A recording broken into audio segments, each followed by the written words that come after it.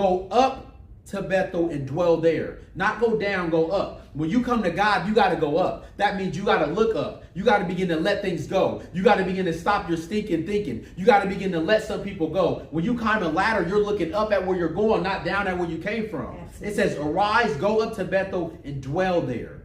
You have to dwell for a minute. You have to stay. Don't rush. You don't want to climb up to God and then rush back down. Make an altar. This is critical. Jacob had an encounter with God. He had already seen angels. He had already heard God's voice. Yet, God said, go back. Why? Because encounters need altars.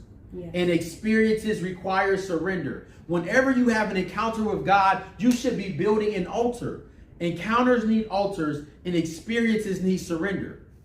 God speaks to Jacob in the middle of a family crisis and tells him to return to Bethel, not just to visit, but to settle there.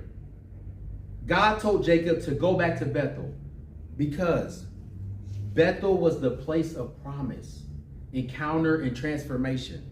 And Jacob needed to return there to realign his life with God. God will always have you revisit a place where he met you so he can begin to realign.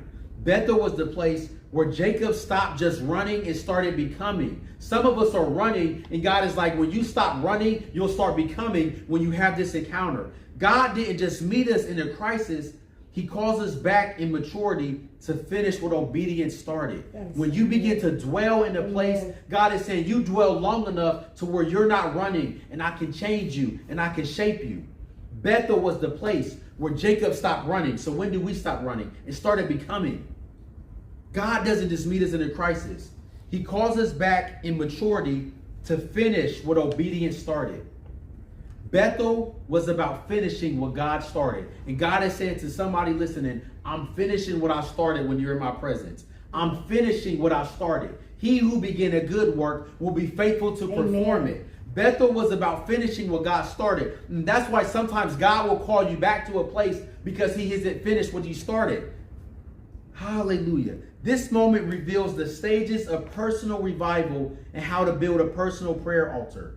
And Jacob shows us 3 steps anyone can follow. Now, here's what I want y'all to do.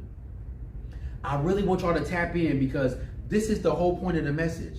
How do you build an altar? I don't want to just preach and scream and shout and make it sound good because we need an altar. Building an actual altar requires these 3 steps. In Genesis 35, the first thing you need to do before you build an altar, get rid of the foreign gods among you.